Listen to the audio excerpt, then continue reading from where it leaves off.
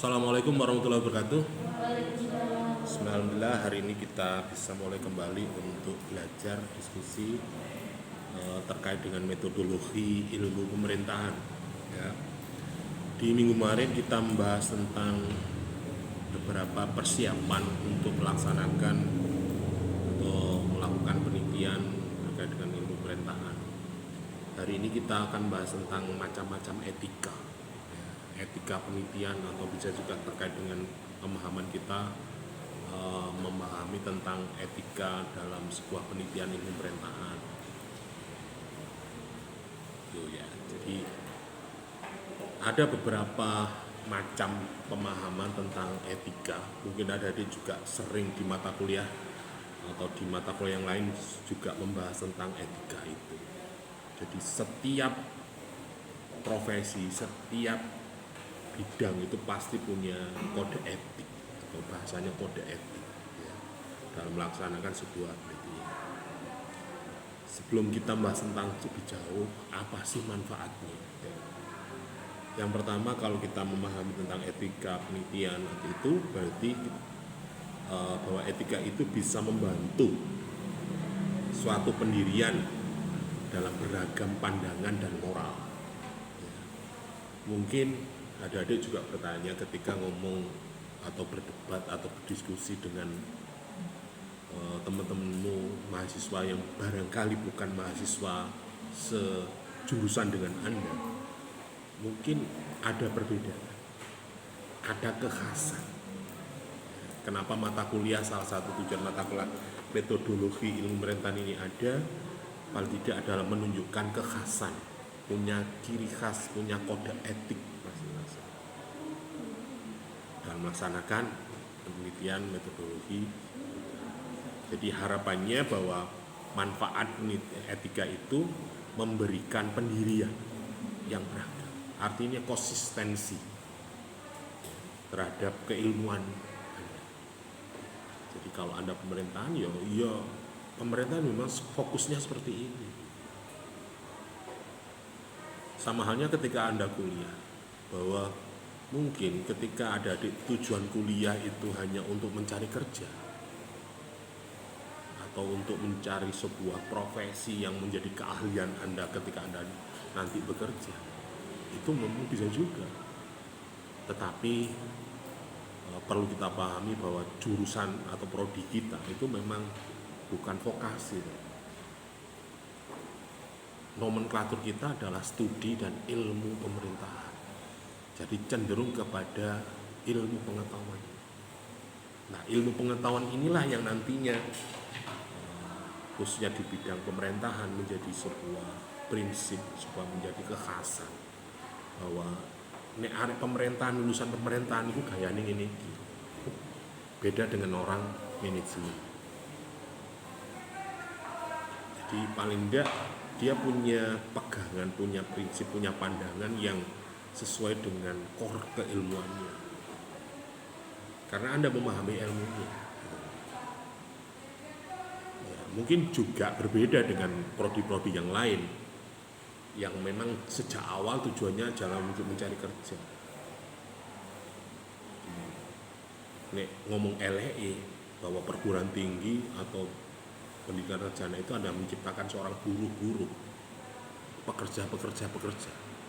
Tetapi kalau Anda ilmu pemerintahan itu cenderung pada keilmuannya, yang harapannya tidak hanya menjadi pekerja, tetapi menjadi pemimpin. Pemerintah, jenenge pemerintah. Nah, mosok. Nah, makanya, ya, tetapi untuk bisa memerintah itu kan harus punya jiwa yang seperti apa, ilmune piye. Nah, pekerjaan yang memerintah yang itu ya mopo. Iya, jenenge ya ilmu pemerintahan itu. Jelas ilmu komunikasi. Tujuan kerjanya apa? Teknik sipil jelas arahnya. Dia menghasilkan sebuah karya. Nah, kon karyamu apa? Kan gitu.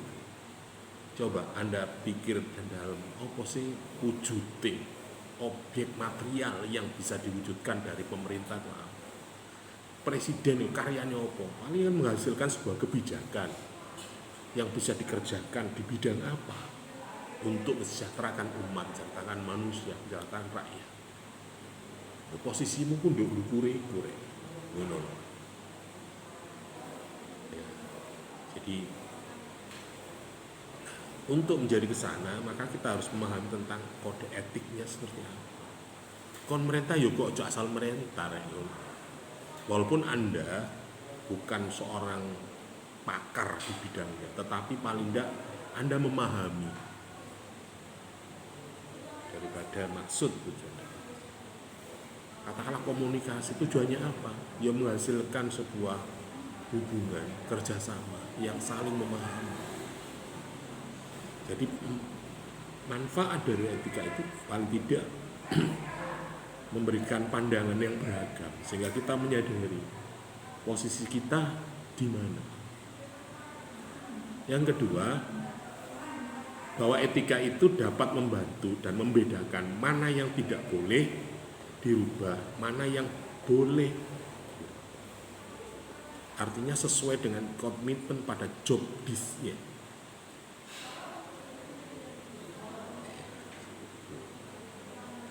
Artinya sesuai dengan kemampuannya. Nah, ini kemampuan memerintah ya, memerintah. Jenenge memerintah ya apa? Ya laksanakan. Nah, terus bagaimana orang yang disuruh itu menjadi kesadar dan punya tanggung jawab terhadap apa yang diperintahkan. Maka harapannya ketika kita punya ini, memahami ini, kita nggak boleh berubah. Yang ketiga, dapat membantu seseorang mampu menentukan pendapat. Oke lah, oh begitu ya, berarti struktur bangunan harus seperti ini. Oke, kalau seperti itu, tetap seperti ini, Anda dibantu ini, saya menyediakan perangkat hukumnya, perangkat anggarannya, sumber daya manusianya, lahannya, komunikasikan dengan masyarakat dan bagaimana. Yang keempat, dengan etika itu bisa dapat menjembatani semua dimensi atau nilai-nilai. Jadi sampean itu dengan etika ini, yo ono kalane kita harus bisa mendengar ya. Ada kalane kita harus bisa memberikan pandangan. Yo nek sampean ngono yo ojo sampai ini.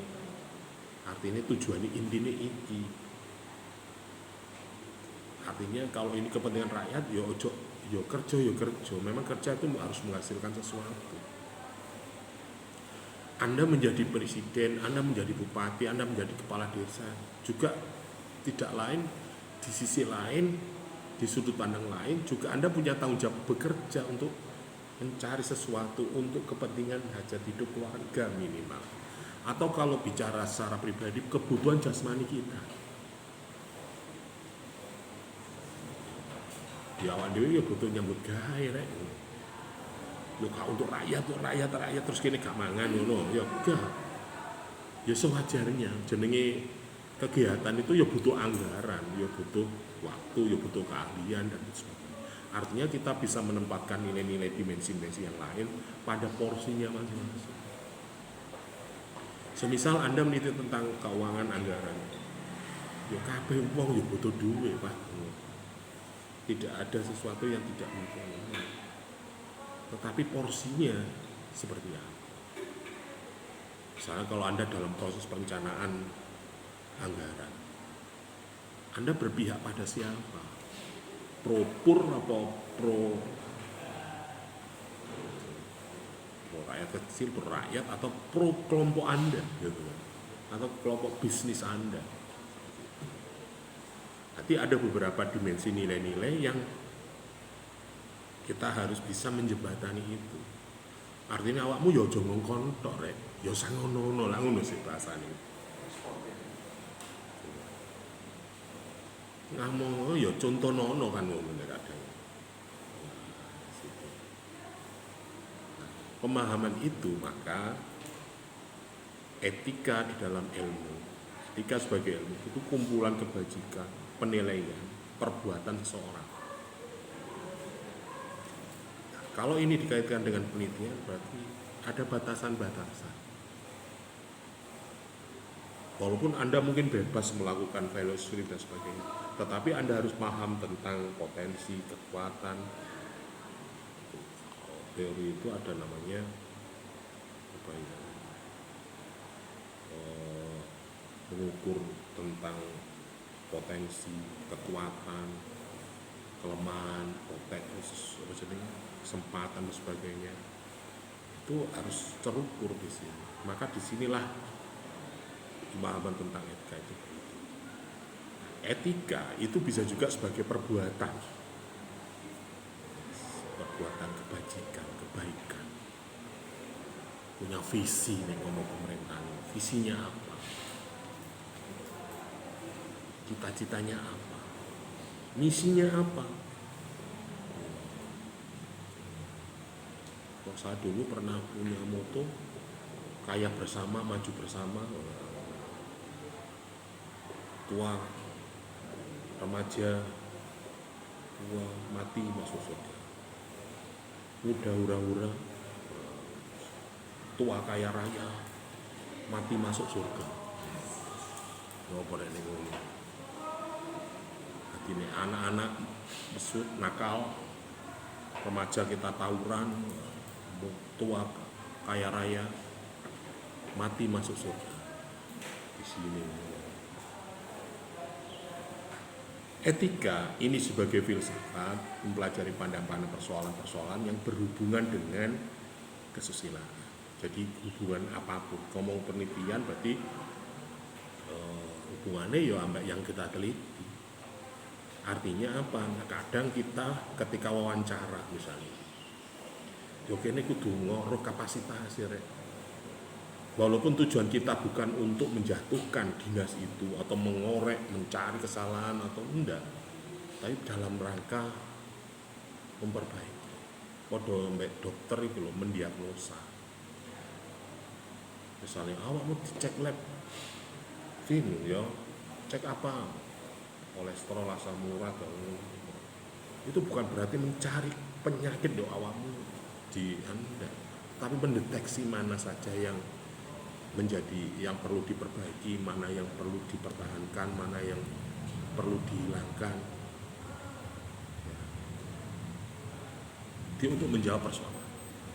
Jadi katakanlah kenapa sih pemerintah menggembor-gemborkan kampanyekan program ini, ambisius ini? Ya, bukan maksud untuk pencitraan dan sebagainya, tetapi untuk kemaslahatan.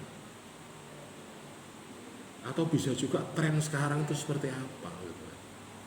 Seperti tadi ketika kita ngomong penelitian, hibah pemerintah misalnya, penelitian pemerintah, kalau Anda tidak searah dengan yang memberikan anggaran, ya proposalmu ditolak terus. Kalau Anda meneliti tidak sesuai dengan RIN misalnya, RIN, Rencana Induk Riset Nasional misalnya, yo geopo mbandani awakmu gak tutur. Terus Anda meneliti tentang nggak sesuai dengan SDGs misalnya. SDGs tentang apa? Ya tentang kebutuhan hajat hidup secara umum Pak, secara internasional Pak. Arti yo gak kelaparan, yo gak anus, yo sandang pangan papan itu. Jadi kita berbicara tentang papan misalnya, ya tentang perumahan. Anda melihat permasalahan di perumahan apa misalnya di negeri kita? Yo semakin tahun semakin mahal Pak rumah itu, semakin menyempit kebutuhan rumah itu. Banyak orang yang terjebak kepada urusan papan sehingga dia ekonominya tidak terang. Tak mari nikah langsung kontrak kredit rumah misalnya. Nah, akhirnya apa? Kebutuhan yang seharusnya dipenuhi gak memenuhi itu, papan itu. Nanti nyambut gawe cukup nyicil perumahan itu. Nah, berarti kan masalah. Jadi banyak pasangan muda yang mungkin berambisius mendahulukan papan dulu. Akhirnya gengsi juga. Karena woman ini kau gak di omah kan. Barang wis dipenuhi, kebutuhan yang lain tidak terpenuhi. Pendidikan, kesehatan, kok terlupakan. Lah ya apa? Bayaran 5 juta nyicil perumahan 3 juta. 2 juta ke kebutuhan liya-liyane. Ya apa?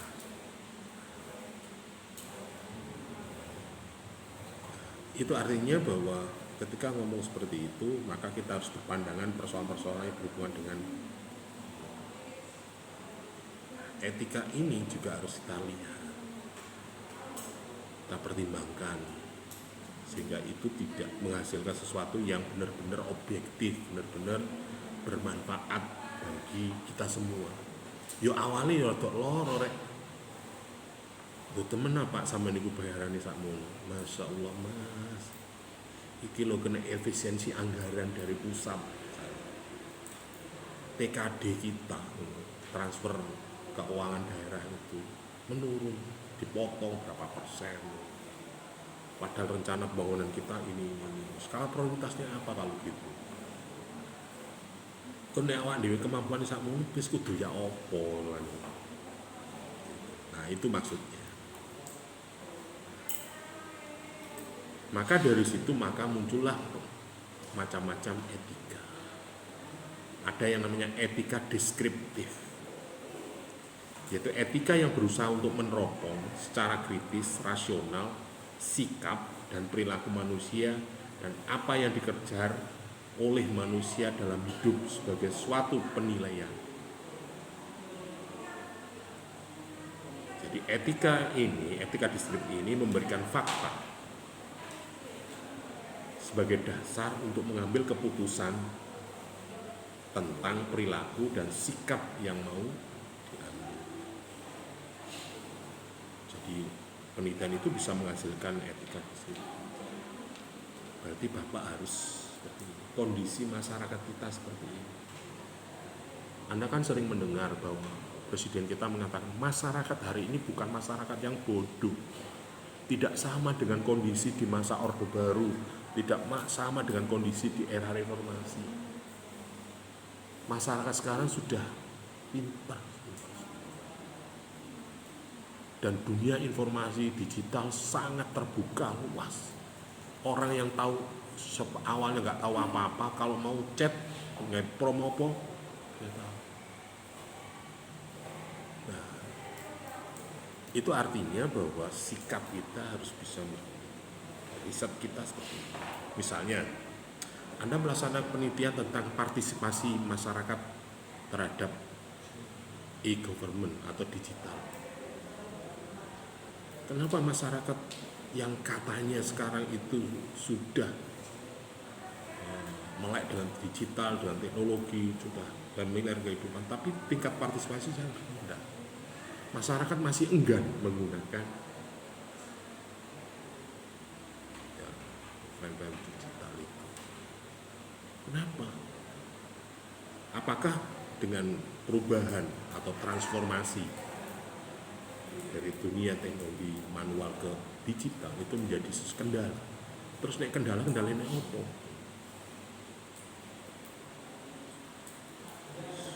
Apakah dengan kemudahan teknologi ini menjadi masalah baru bagi masyarakat? Pak malah gak percaya mek menungso, Pak malah saiki wis gak penting Pak nggawa dhuwit dompet isine akeh, sing penting catetane akeh. Artinya nggo rekening akeh atau e-walletnya banyak atau GoPay-ne akeh ngono ya. Sehingga kemana-mana cukup bawa HP tok masih kanggo dompet gak masalah ya. Gue nek ketilang ini EKD saya, KTP trek, kartu Pak trek, SIM saya Pak trek, STN Pak trek, mau apa? Kalau nggak percaya cek aja ke pusatnya.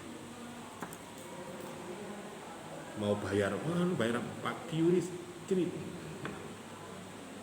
beli mobil, gampang, okay. Beli BBM aja pakai.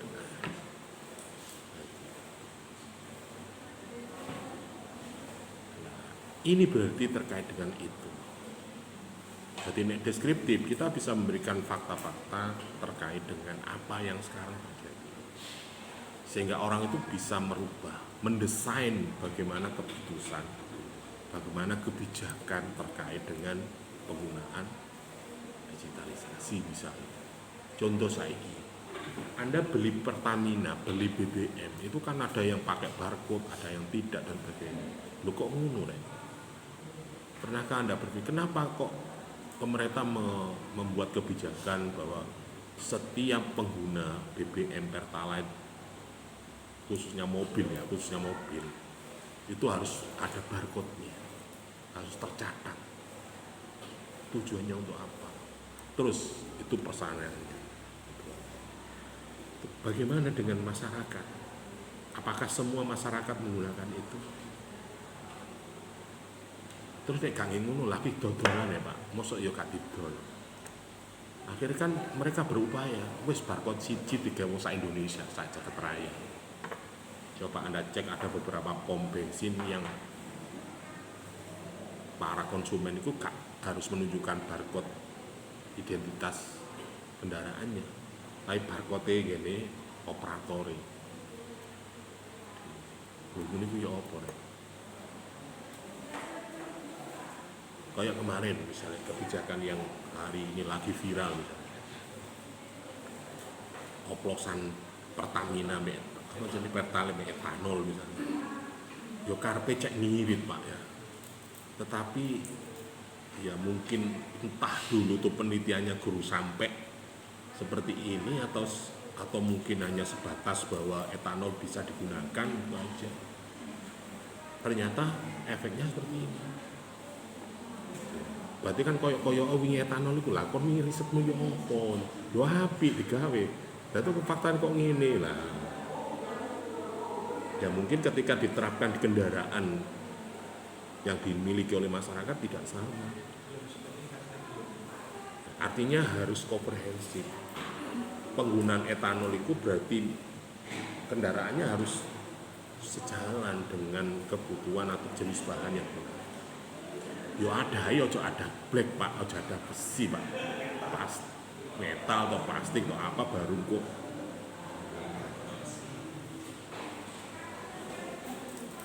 Nah, mungkin saja seperti itu bisa terjadi.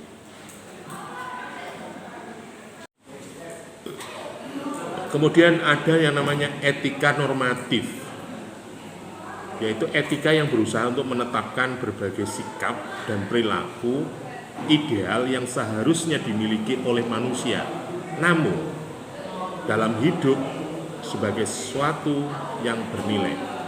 Etika normatif ini memberikan penilaian sekaligus memberikan norma sebagai dasar kerangka tindakan yang akan diputuskan. Ini maksudnya apa? Jadi setiap manusia pasti punya standarisasi atau SOP nih bahasane organisasi, standar operasional sistem, atau nih di UNIM itu bahasanya bukan SOP, POS, prosedur operasional standar. Sing bener sing dikaruh, tapi mungkin intinya sama. Nah, ketika ini kita terapkan dalam masyarakat, dalam kehidupan, dalam sebuah profesi, dalam penelitian, maka kita harus punya standar yang normatif. Artinya mungkin bisa juga tidak sama dengan orang lain, tetapi kita punya standar. Jadi sehingga nantinya bisa menghasilkan sebagai aturan dasar, standar minimal.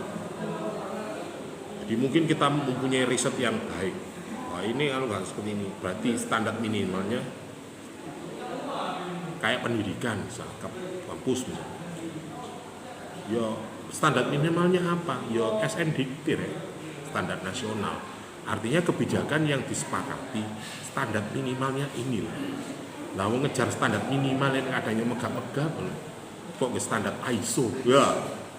Akhirnya iso gak iso. Makso akhirnya. Kalau standar itu makso, ya tidak menghasilkan sesuatu yang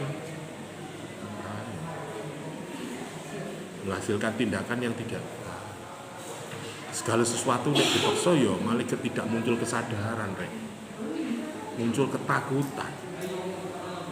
Begitu juga seorang pemimpin yang memunculkan bentuk kesadaran, ya partisipasi akan mudah, swadaya akan keluar.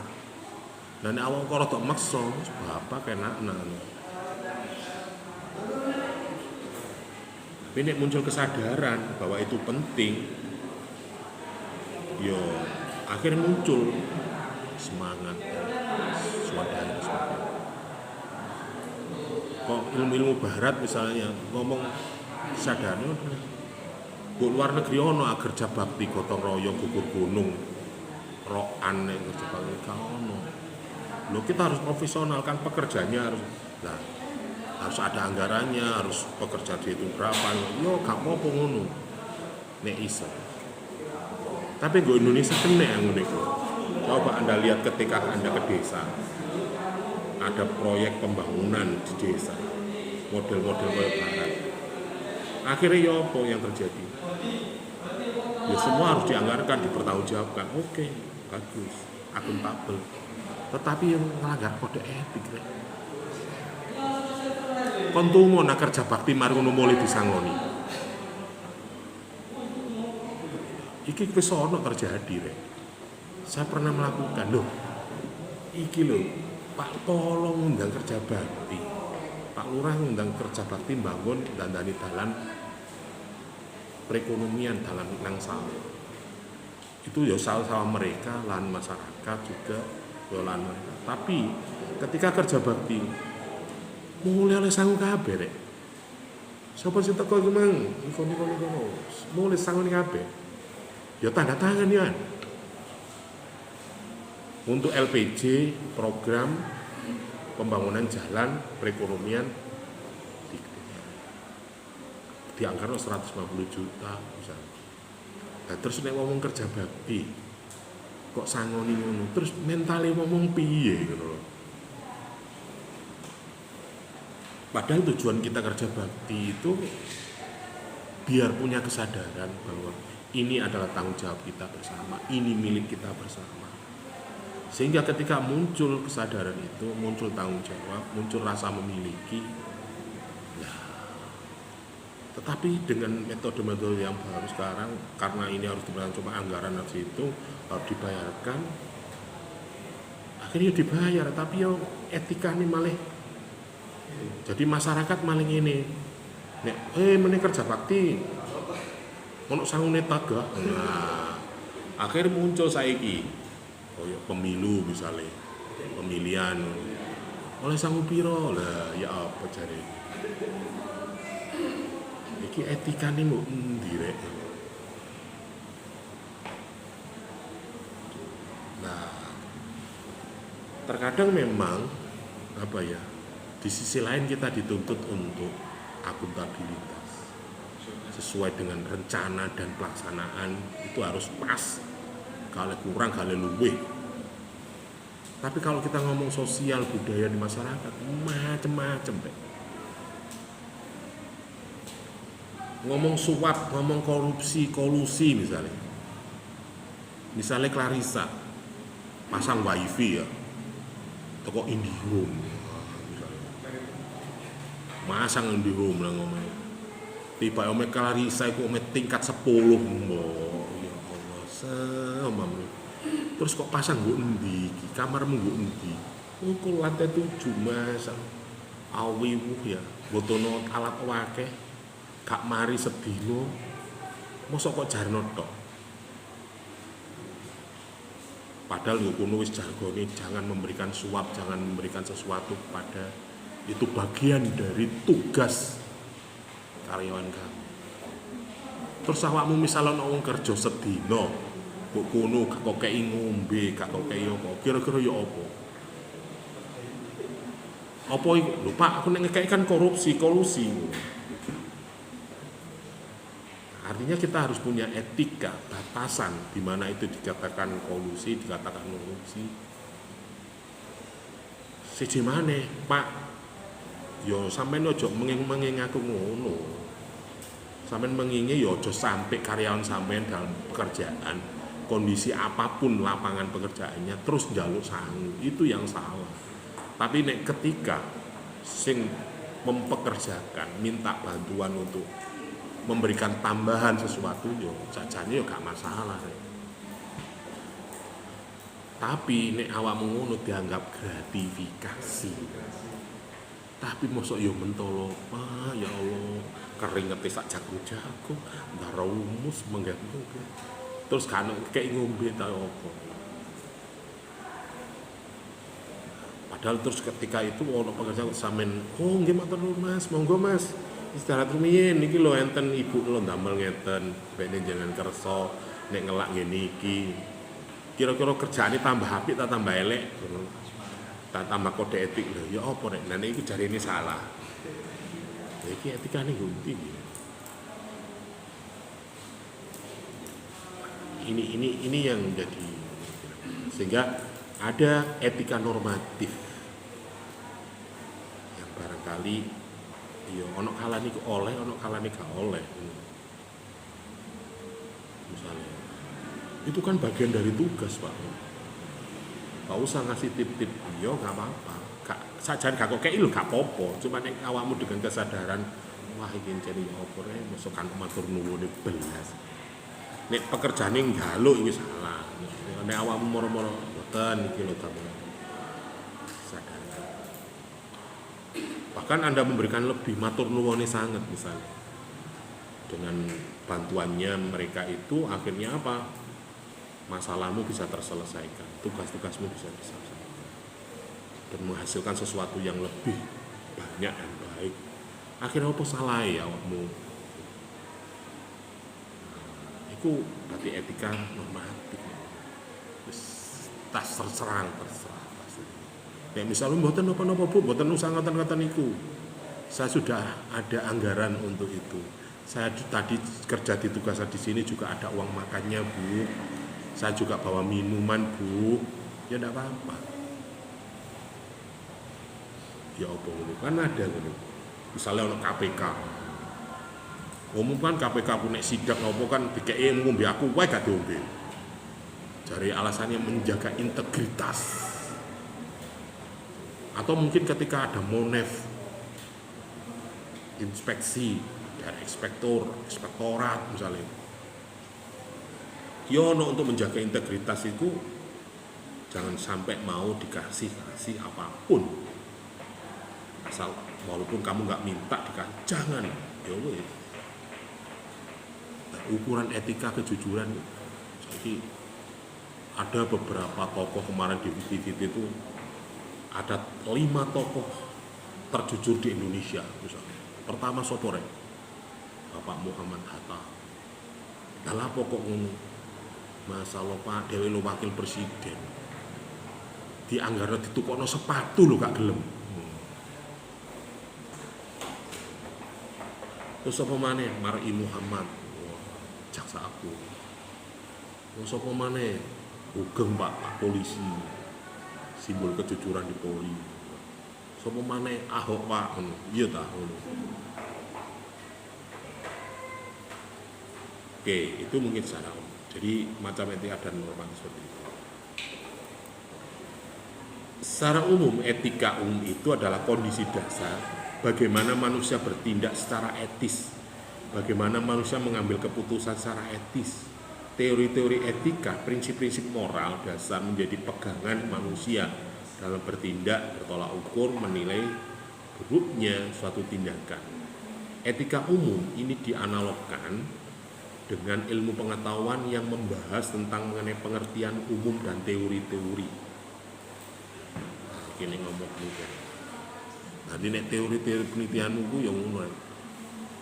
Saiki teori katakanlah 2020 sampai 2025 itu wis beda. 2000 kepemimpinan 2024 sampai 2025 itu wis beda.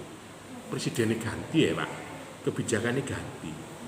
Terus ada penemuan baru, perkembangan teknologi baru.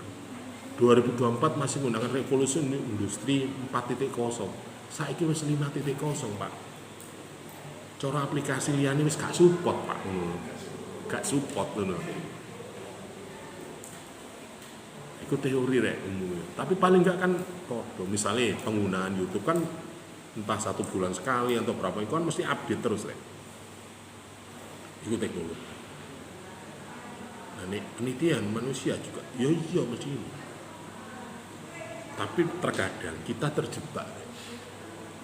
Misalnya kalau saya basic pengetahuan saya dari orang pendidikan dari kolonial lah, terus saya wis ngadepi zamanmu ngene iki. Aku berpengalaman ilmu saya secara empiris itu adalah belajar ketika itu. Sehingga saya bercerita nang sampean. Padahal itu belum tentu kondisi itu sama dengan kondisi yang sampean lakukan. Ya apa ngene? Ya, artinya kalau sudah seperti itu, yo sampean harus bisa memilah dan memilih. Pengetahuan sebelumnya sebagai teori-teori dasarnya apa. Jadi kerangka teori, kerangka berpikir sampean, teori sebagai parameter itu sebagai alat untuk menganalisis. Bisa juga objeknya, situasinya berbeda. Makanya kadang ada sebuah teori-teori, Pak di teori ini seperti ini, tapi di kenyataannya teori ini lo wis gak digawe Pak. Yo jangan dianalisis rek, wis nek gak ono ini. Berarti yang respect, yang respon itu yang masih berlaku, masih digunakan. Artinya kalau kita ngomong digitalisasi, partisipasi, yo sih tetep Pak ngisi aplikasi, tapi manual ngisi kom yo cek Pak. Artinya ya semi-semi aja Pak. Misalnya Anda ngurus perpanjangan SIM, itu kan aplikasinya SIM-nya itu kan sudah melalui digital. Tetapi teknisnya itu tetap kan. Ya sampean yo ngantri, yo tetap foto, yo tetap ngisi, yo tetap. Tapi paling enggak ya minimal gak ngantri suwe-suwe nemen atau minimal ngedit gak kayak nemen. Itu aja. Iku nek ngomong SIM, nang rumah sakit misalnya, Alvin misalnya, kate kontrol nang rumah sakit gaduh. Daftarmu liwat online, opo langsung daftar manual teko? Ya online Pak, ya online. Berarti kamu kirim WA dulu, rekam medisnya apa, nomor BPJS berapa, dokter siapa, jam berapa, mungkin terekod, tetapi prakteknya ini ya tetap ngantri. Oh gak langsung das, ya kadang mempercepat. Loh Mbak, sampean kok enak kondisi, kok ngareni kok langsung loh. Saya sudah daftar online kemarin ya Bu. Tapi ya tetap. Ini paling enggak mengurangi sing manual ya tetap manual, gak kena di. Ini ngomong etika itu sing gak kena digital no wis. Walaupun sekarang orang tingkat kepercayaan bisa dipengaruhi dari digitalisasi itu. Mungkin ketika Anda di-set, ya, di screenshot atau di apa, lo kok warnanya abang? Nah, atau bisa juga Anda menggunakan kalkulator,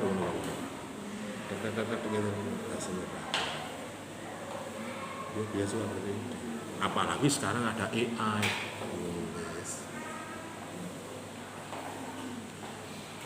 Dalam kondisi seperti ini data itu harus terkumpul, orang sudah pernah melakukan. Tadi sampean yang Anda butuhkan nek zaman biyen, zaman saya nyeluk khodan deh, telepon nang jan wades ngomong ya pernah temen aku gak tahu pacaran sampai apa yo sajane aku naksir tapi yo wah padahal nek sadar ditapon kapan sih yo.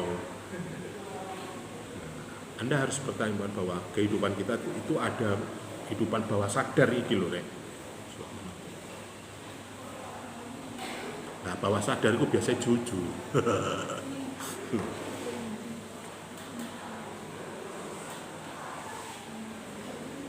Kemudian ada etika khusus.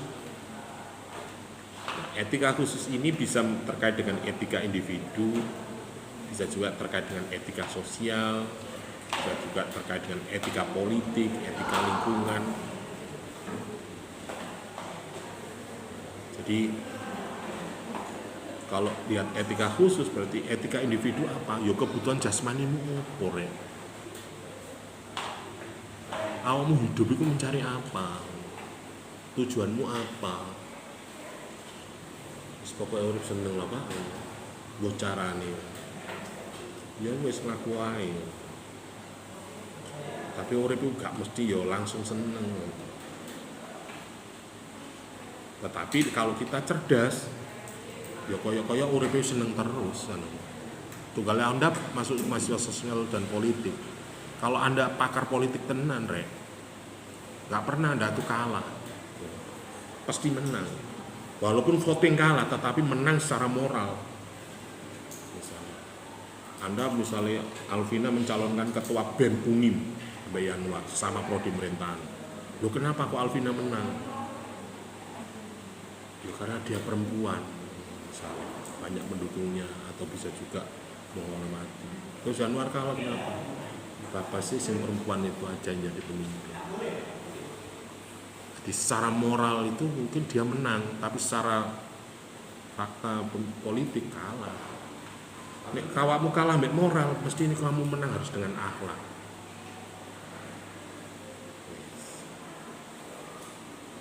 Artinya kamu bisa menerima kekalahan dan mensupport yang sudah menjadi kesepakatan. Itu menunjukkan akhlak. Contohnya kaya apa? Misalnya kaya Prabowo, wis kalah ping piro rek. Cara pilihan gak pilihan polo, gak pilihan lurah ya. Pilihan presiden, ngomong materi bondo piro. Sa Indonesia. Masuk bondo 10 juta, 10 miliar. Ya kliwat ngomong materi lebih ya. Ping pindho pisan. Wis piro? Mari ngono wis kalah ping pindho dadi anak buahe. Lho, ya apa ngono? Mari wis saiki dibantu menang. Ya apa ngene?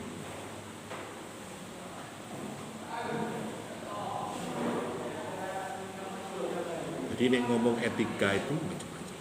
Ada etika keluarga, etika profesi, etika semua ada tatanan. Semua mengandung aturan, semua mengandung maksud dan tujuan. Ada batasan. Ya ono kalane iku salah tapi dadi bener, bener dadi salah ya iso uga rek. Ya nek kadang-kalane awakmu kudu ngalah. Engko nek awakmu ngotot terus ya tawuran, urung nyambut gawe. Krecek-krecekan, kritik-kritikan, rasa-rasa.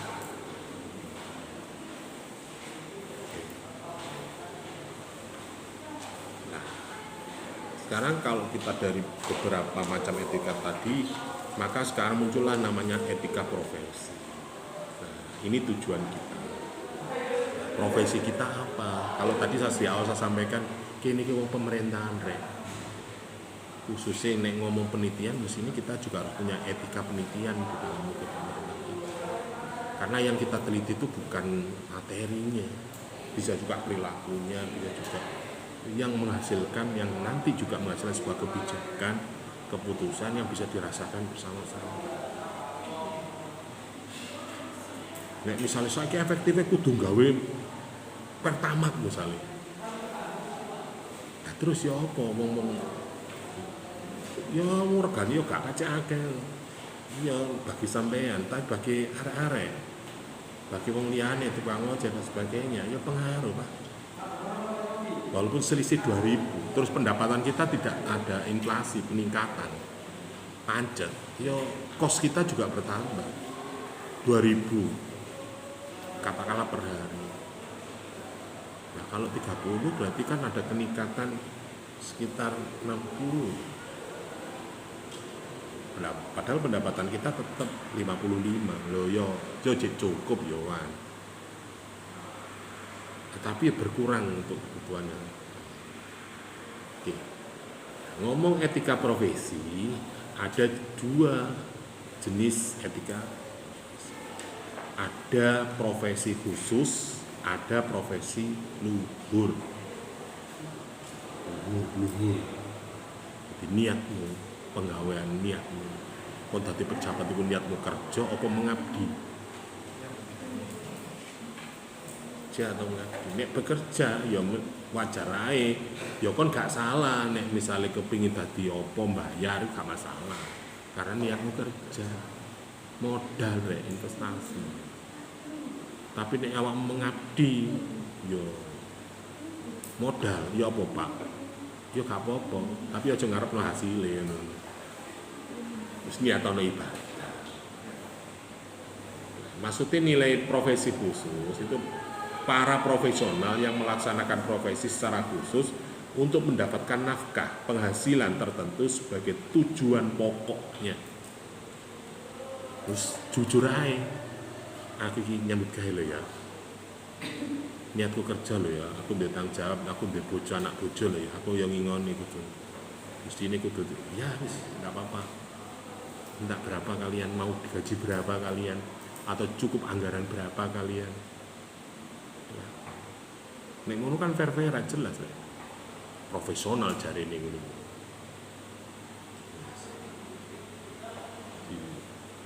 Yo mesti ae Pak rego nggawa rupa ya. Dan itu sing cek-cek ngono ya. Ya jangan salah hasil ya. Lah wong sampean jene sinandangi kerja bakti. Sinandangi wong akeh. Ngomong ya gak profesi ning ngono kabeh. Ya mesti hasilnya ya wis ngono iku. Pasti dene misale sing ngerjani kontraktor. Perencanaan ini, gambar ini, bahan baku ini, waktunya sekian-sekian kan terhitung semua.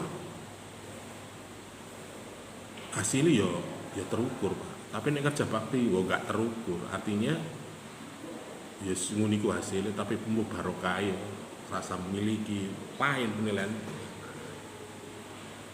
Tapi nek etika profesi khusus ya jelas. Saya minta ini, bangunkan ini, speknya ini, anggaran segini. Oke Pak, anggaran sampai segini dengan luas sekian. Ini bisa dikerjakan selama 2 bulan dengan anggaran sekian, pekerjanya sekian, model materialnya bangunan sekian. Terukur kabeh. Oh, api Pak, api. Terus kenapa kok bangunannya CJ? Ya berarti mal. Profesi luhur ini profesi yang melaksanakan profesinya tidak lagi mendapatkan nafkah sebagai tujuan utama, tetapi merupakan dedikasi sebagai pengabdian semata. Jadi nek wis ngene iki urusan ketenangan batin. Jadi sampeyan misalnya tadi pejabat, yo senengmu kok aja nek seneng awakmu oleh gaji tinggi. Senengmu ku nek bisa membahagiakan orang lain sebanyak-banyaknya orang,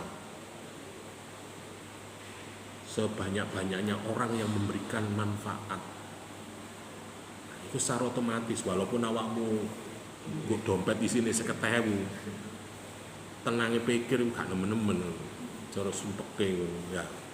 Nek awakmu hasilnya wong-wong protes gremeng tapi ada dompet Mas leh kon jengkel lho. Ya kepengin rokok, kepengin ngopi, kepengin dolen malian. Tapi nek misale nguwasno wong seneng walaupun ngopi nggo anu seneng. Nah, itu nilai kebahagiaannya berbeda, nilai kepuasannya berbeda. Kamu bahagia bukan berarti ketika kamu mendapat gaji yang tinggi, tetapi menghasilkan manfaat yang lebih tinggi, menghasilkan kebahagiaan yang lebih banyak dan sebanyak-banyak bagi semua orang. Itu mungkin akan beda. Dan hasilnya mungkin bisa juga di luar itu. Ya bener awakmu wingi pan ngerjakno iku gak patek oleh bayaran, tapi karena wong iku matur nuwun sanget ya. Dadi Marta iku malah iso nang Mojokerto gara-gara berantas iku nek diliwati gak mumet. Ono jembatane nggo kono. Nah, akhirnya kamu diberikan sesuatu kemudahan-kemudahan yang lain atas kebijakan itu. Mine matur nuwun sing duwe ide iki mugi-mugi sing gawe kebijakan iki oleh berkah. Oleh iso. Nek ngene iki wis ngomong akhirat ngomong. Terus yang kita cari itu apa? Terus apakah jaminan ketika kita punya uang banyak itu menjadi tenang, bahagia? Yo ono kalane ngono Pak. Ono kalane yo gak. Itu ya. Jadi ada etika yang khusus, memang profesional, ada yang memang bisa. Jadi ono sing pejabat itu wis kaya kiai, guru, pondok pesantren. sak bayari sakar-karepe mbak sak oleh ini kadang lu kliwat oleh bayari di luar. Dari beberapa etika itu muncullah etika politik, moral dan etika, atau mungkin politik etika hukum. Nego pemerintahan itu sama non etika pemerintahan, ya.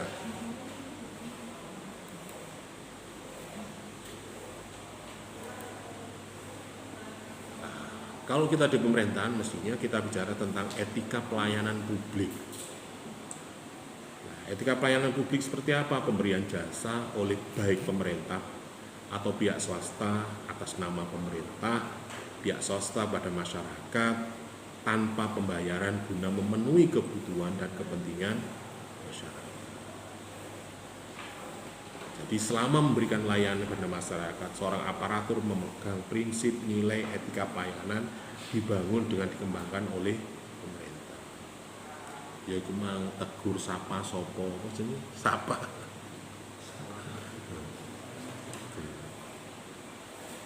jadi paling ndak orang itu walaupun gak dibayari nek pelayanannya api servisnya baik ya gak komen macam-macam rek terus pelayanannya gak api ngecemas ya tuku apa rene aku lu tuku bakso gak enak mau larang dikate nang warung iku ndelok ono wis nafsu makane ilang rek ngono ya. Tapi nek pelayanannya apik bisa juga kan masalah kan apa-apa moro ae. Contoh misalnya di Ndawar iku ono toko spare part. Sing ngedoli iku ibu-ibu, tapi bahasane koyo piye ngono koyo wong ditarik mangan piye ngitunge koyo sinden ngono. Akhirnya aku kan tertarik dengan itu walaupun mungkin di toko itu nggak begitu lengkap atau mungkin barang itu asli boga itu penting ketika beli di situ kita seperti apa gitu loh. Jadi ngomong itu penak tadi tembas nopo Pak tadi ngomong wis piye nek sampean nduk kene Trowulan ada warung pecelan lele kalau nggak salah di depan timbangan itu timbangan Trowulan itu sebelah utara dulu tuh ada warung itu tapi nek ngitung rek gak kalkulator gak apa ngersana nopo Pak oh nggih niku pecelan lele tempat teng ngitunge koyo mbek lagu koyo nyanyi. Itu menjadi kekhasan, itu bagian dari pelayanan rek. Ngene iku lho masih meskipun mboten sosok Pak ngursane ngono. Ya ono ngene iku. Masih keliru-keliru babah ngono. Ada sih. Ono sing ketu semua. Jane masane enak rek. Tapi nggone lho gak nyenengno pelayanan gak nyeneng. Ya kadang pelayanannya gak enak, tapi masane enak.